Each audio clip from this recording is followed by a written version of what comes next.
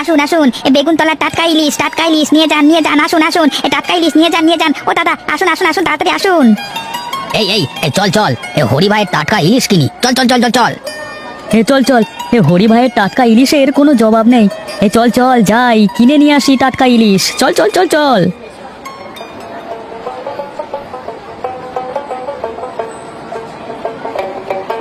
হরি ভাই, ও হরি ভাই, আমাকে একটা বড় দেখে দাঁত ভাঙা ইলিশ দাও দেখি। আমাকেও একটা ইলিশ দিও দাদা, কেমন? দেবো দেবো, এক এক করে সবাইকে ইলিশ দেবো, একটু সবুর করো।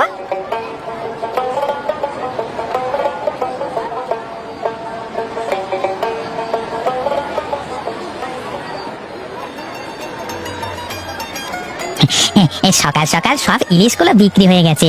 যাই যাই, এখন বাড়ি যাই।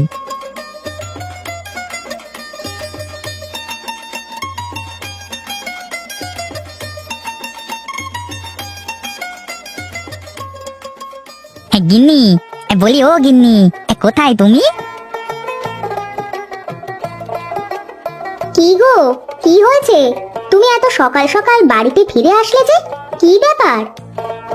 মাছগুলো সব বিক্রি হয়ে গেছে, তাই সকাল সকাল বাড়িতে আসলাম। সে কি গো, আজ এত সকাল সকাল সব মাছ বিক্রি হয়ে গেল যে, কারণ কি? আজ কি মাছ কম ছিল? আরে না, কম মাছ কেন থাকবে? আজ আমি বেগুনতলার বাজারে গিয়ে ইলিশগুলোকে বিক্রি করে এসেছি। এই বুঝলে গিন্নি, খুব চড়া দামে বিক্রি করেছি আজ মাছগুলো। বেগুনতলার হাটে মাছের অনেক চাহিদা গো। তাই বলো, মানুষের মুখে শুনেছিলাম যে ওই বাজারে নাকি মাছের অনেক চাহিদা। তুমি ঘরে বসো, আমি খাবার দিচ্ছি। ঠিক আছে গিন্নি, আমি তবে যাই। বুঝলে নায়েব, অনেক দিন হয়েছে বেগুন তলার ইলিশ খাইনি। যাও দেখি বেগুন তলার হাট থেকে একটা বেশ বড় দেখে ইলিশ কিনে নিয়ে এসো। মোড়ল মশাই, আমি কালকে সকালে গিয়ে বেগুনতলার হাট থেকে মাছ কিনে আনবো, কেমন? এখন অবেলা করে ভালো মাছ পাওয়া যাবে না। ঠিক আছে ঠিক আছে, তাই হবে। তুই কাল গিয়ে মাছগুলো নিয়ে আসবি, কেমন? যথাজ্ঞা মোড়ল সাহেব। ঠিক আছে ঠিক আছে, তুই এখন আয়, কাল সকালে আসবার আগে মাছগুলো নিয়ে আসবি, কেমন? এই নে, এই টাকাটা রাখ।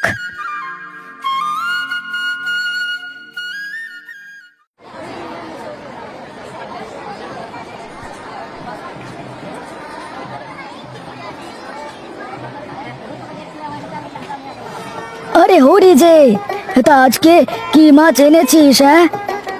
আগে বাবু, ইলিশ মাছ। তা বেশ, তা আমাকে বড় বড় দেখে সুইটা ইলিশ মাছ দে দেখি। এই নিন বাবু। ঠিক আছে রে, আমি তাহলে চলি, কেমন? বাবু, আমার টাকাটা দিলেন না? তোর এত বড় সাহস, আমার কাছে টাকা চাস তুই? তুই জানিস আমি কে? হ্যাঁ বাবু, আমি জানি আপনি মোড়লের লোক, আর এইটাও জানি যে এই মাছের টাকাটা আপনি আমাকে না দিয়ে নিজের পকেটে ঢোকাবেন। মোড়ল মশাই আপনাকে টাকা দিয়ে দিয়েছে। কি কি বললি তুই? আমি তোকে দেখে নেব, এই বলে দিলাম। সে আপনি যা পারেন করেন গিয়ে, এখন আমার মাছের টাকাটা দেন দেখি।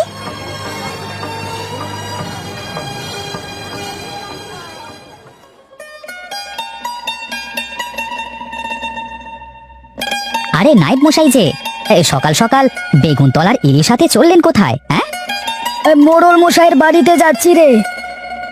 তা কত করে নিল এই মাছ দুটো শুনি? ওই 1000-2 টাকা নিল। আমি এখন চলি রে, তুই যা তাহলে।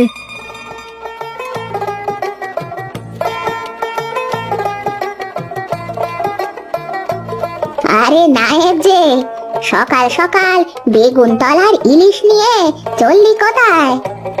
মোড়লের বাড়িতে যাব গো বুড়ি। তা কত টাকা নিল শুনি মাছটা? 2000 টাকা নিল বুড়িমা। আমি চলি, অনেক দেরি হয়ে গেল আমার।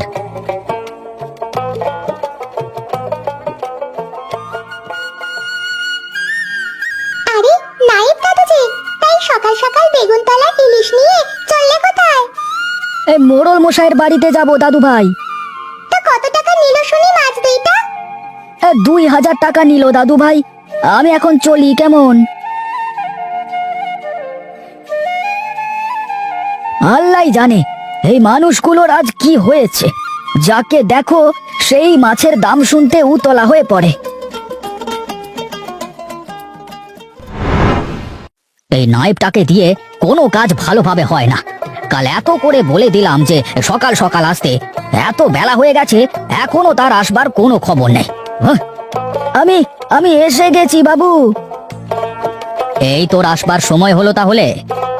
আর বলবেন না বাবু, প্রায় 20 জন মানুষকে ইলিশের দাম বলতে হয়েছে। যে দেখে সেই দাঁড় করিয়ে মাছের দাম জিজ্ঞাসা করে। বলো কি, সত্যি নাকি? তাহলে তো এই মাছ খাওয়া যাবে না। পুরো গ্রামের মানুষ এই মাছের উপর নজর দিয়েছে। তাহলে আমি বাজারে গিয়ে আবার মাছ কিনে নিয়ে আসি। যদি লোকগুলো আবার মাছের দিকে নজর দেয় তবে কি হবে? সমস্যা হবে না, সমস্যা হবে না, আমি ব্যবস্থা করছি মোড়ল মশাই। না না, থাক থাক, আমি আমার ছেলেদের বুদ্ধির পরীক্ষা করব। দাঁড়াও দাঁড়াও, কিভাবে মোড়ল মশাই? তুই দেখতে থাক আমি কি করি। সুজয়, বিজয়, কই তোরা এইদিকে আয়। আমাকে ডেকেছেন বাবা? হ্যাঁ হ্যাঁ, তা তোদের আমার একটা কাজ করে দিতে হবে। যে এই কাজ করতে পারবে সেই হবে আমার উত্তরসূরি। কি কাজ বাবা? বেগুনতলার হাট থেকে ইলিশ মাছ কিনে আনতে হবে। আরে এ তো অনেক সহজ কাজ, এই কাজ তো যে কেউ করতে পারবে। আরে আমার কথা আগে ভালো করে শুনে নাও, তারপর কথা বলবে। ঠিক আছে বাবা। বেগুনতলার হাট থেকে তোমাদের বড় বড় ইলিশ মাছ কিনে আনতে হবে, কিন্তু কেউ যেন তোমাদের মাছের দাম জিজ্ঞাসা না করে। আবার মাছগুলো সবার সামনে দিয়ে আনতে হবে, লুকিয়ে আনা যাবে না। ঠিক আছে বাবা, এ আর কি বড় ব্যাপার। তা বেশ, কালকে সকালে তোমাদের পরীক্ষা শুরু হবে।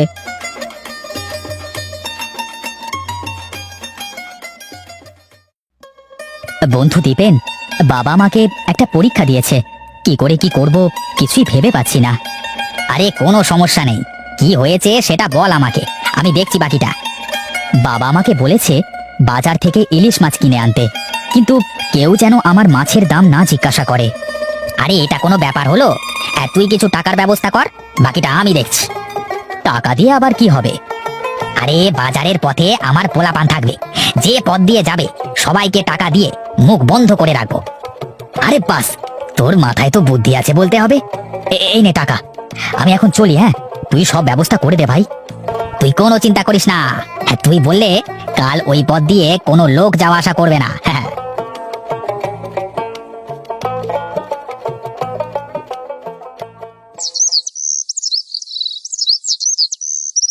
ঠিক আছে বাবা সুজয়, তুই আগে যা। ঠিক আছে বাবা।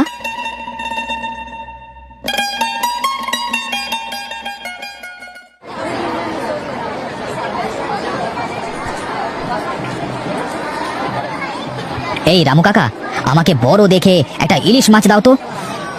এই নিন বড় সাহেব।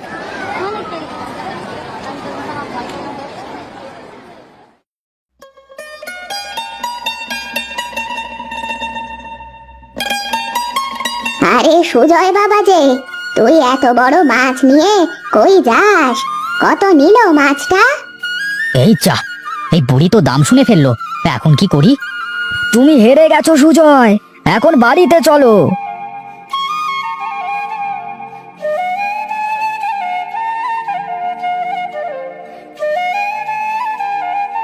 কি তাহলে পেরেছো মাছ আনতে?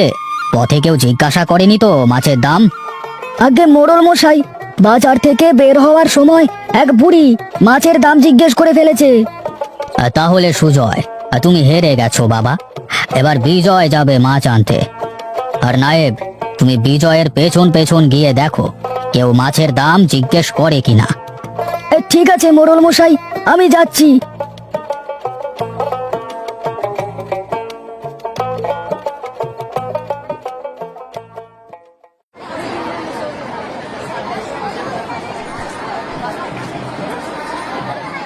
হরি দাদা, আমাকে একটা বড় দেখে মাছ দাও দেখি।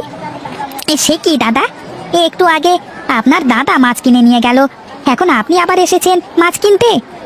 তোমার এত জেনে লাভ নেই দাদা, তুমি একটা বেশ বড় আর ভালো দেখে ইলিশ মাছ দাও দেখি। আচ্ছা আচ্ছা দাদা, ঠিক আছে,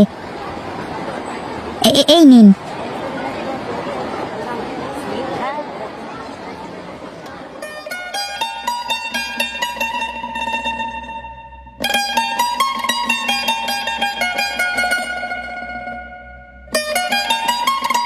সে কি বিজয়, তুমি এই ফাঁকা জায়গায় আসলে কেন? একটু পরে সব দেখতে পারবেন। নায়েব কাকা, এখন এই মাছটা ধরুন দেখি।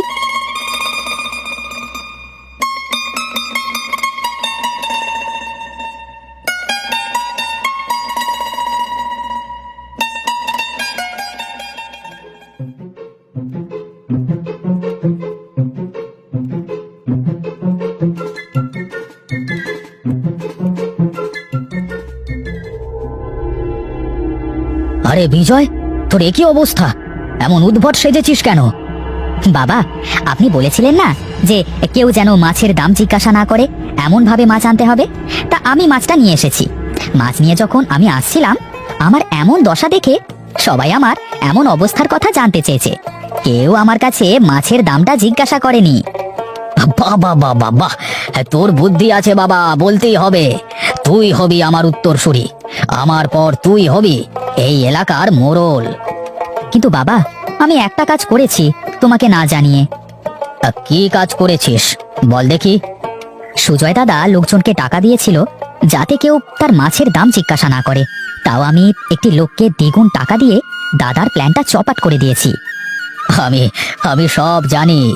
নায়েব আমাকে আগে থেকেই সবটা জানিয়েছিল। তুই একদম ঠিক কাজ করেছিস। কিন্তু নায়েব কাকা এসব কি করে জানলো? এ কথায় আছে না, পাপ কখনো চাপা থাকে না।